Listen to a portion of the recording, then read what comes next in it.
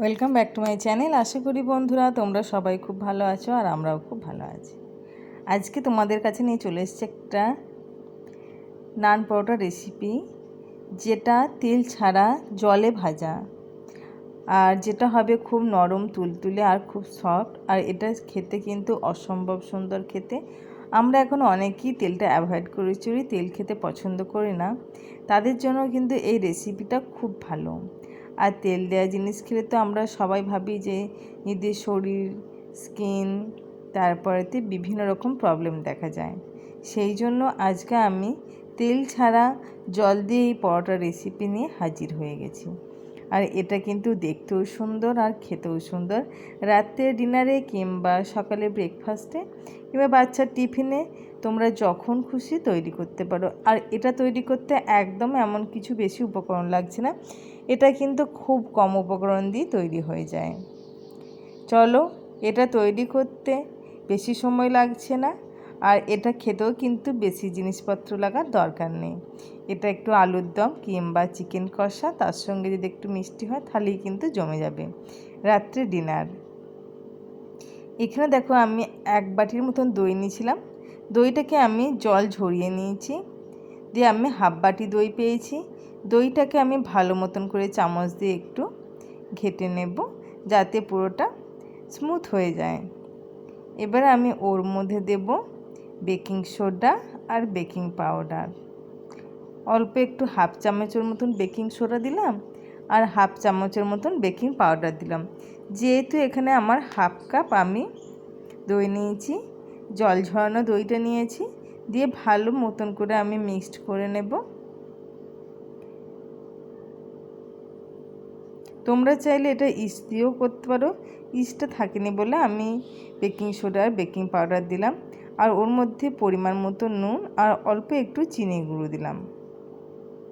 চিনি গুঁড়ো দিলেই বেশি ভালো হয়, না হলে চিনি যদি তোমরা এমনি চিনি দাও তাহলে গলতে সময় লাগবে, সেই জন্য।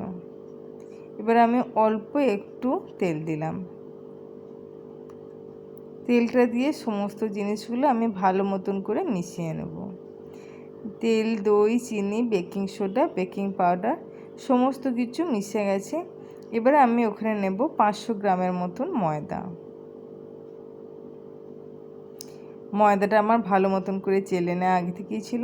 আমি যে কোনো জিনিস চেলে নিয়ে ভালো মতন করে দিয়ে কন্টেনারে ভরে রাখি। দিয়ে এটাকে আমি দই দিয়ে ভালো মতন করে মেখে নেব। তোমাদের যদি প্রয়োজন হয় একটু জলের, তোমরা কিন্তু ঈষৎ উষ্ণ জল ব্যবহার করবে, একদম কিন্তু নর্মাল জল ব্যবহার করবে না। এতে কি হবে, ডোটা খুব ভালো হবে। আর চাইলে যদি টক দইয়ের জলটা যেটা পড়ে থাকে সেটা দিয়েও মাখতে পারো, কারণ জলটা দিয়ে কিন্তু কাজটা অনেকটা ভালো হয়। দেখো আমার মাখা হয়ে গেছে। এটাকে আমি 1 থেকে 2 ঘন্টার মতন রেস্টে রেখে দিয়েছিলাম।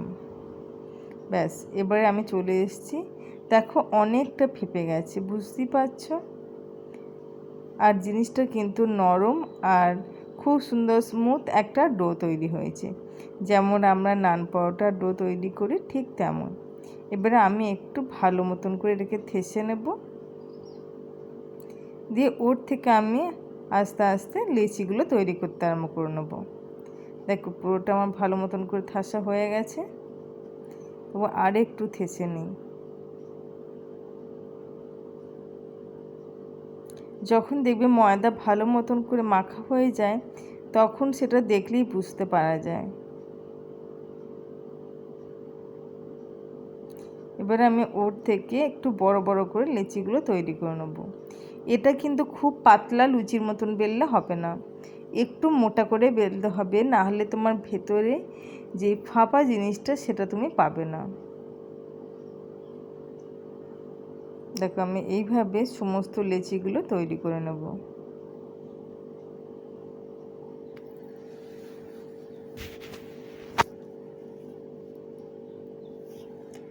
আমার অনেকগুলো লেচি তৈরি করে নেওয়া হয়ে গেছে। এটা আমি অল্প ময়দা দিয়ে বেলবো।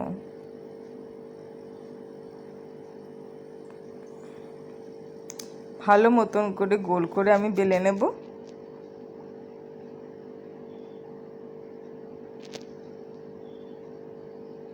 বেশ বেলা হয়ে গেছে। উপর থেকে আমি একটু ধনে পাতা আর অল্প একটু কালো জিরে দিয়ে দিলাম আর অল্প একটু তিল দিয়ে দিলাম, দিয়ে আমি বেলনা দিয়ে আরও একবার বেলে নিলাম। ব্যাস সুন্দর একদম রেডি হয়ে গেছে। এগুলো একটু লম্বা লম্বা দেখতে হলেই ভালো হয়, একদম গোল হলে কিন্তু দেখতে ভালো লাগে না। সেই জন্য আমি সমস্তটা লম্বা লম্বা করে নিয়েছি। আর এদিকে তাওয়া বসিয়ে দিয়ে তাওয়াটা কিন্তু খুব ভালো মতন করে গরম করে নিতে হবে যাতে ধোঁয়া ওড়ে। এরপর আমি চারদিক থেকে জল দিয়ে দিলাম আর মাঝখানে পরোটাটা দিয়ে দিলাম। দিয়ে গ্যাসের ফ্লেমটা প্রথমে হাই রাখতে হবে, তারপর লো করে দিতে হবে। দেখো জলটা পুরো কমে গেছে, সেটা দেখতেই পাচ্ছ। আর উপর থেকে আমি অল্প অল্প করে বাটার দিয়ে দিলাম। বাটার দিয়ে দুদিকটা আমি ভালো মতন করে সেঁকে নেব।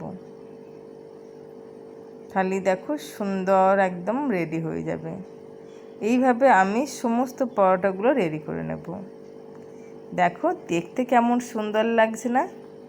আশা করি তোমাদের আজকের এই পরোটা রেসিপি খুব ভালো লাগবে, কারণ এটা কালারফুল, বাচ্চাদেরও কিন্তু ভীষণ পছন্দ হবে। তিল তার সঙ্গে কালো জিরে, তার সঙ্গে ধনে পাতা, দেখতে কিন্তু ভারী সুন্দর লাগছে। সাদা কালো তার সঙ্গে আছে সবুজ, কি সুন্দর দেখতে লাগছে না? তাহলে বন্ধুরা আজকের রেসিপি তোমাদের যদি ভালো লাগে প্লিজ একটা লাইক আর কমেন্ট করতে একদম ভুলবে না। তোমরা ভালো থাকবে, সুস্থ থাকবে।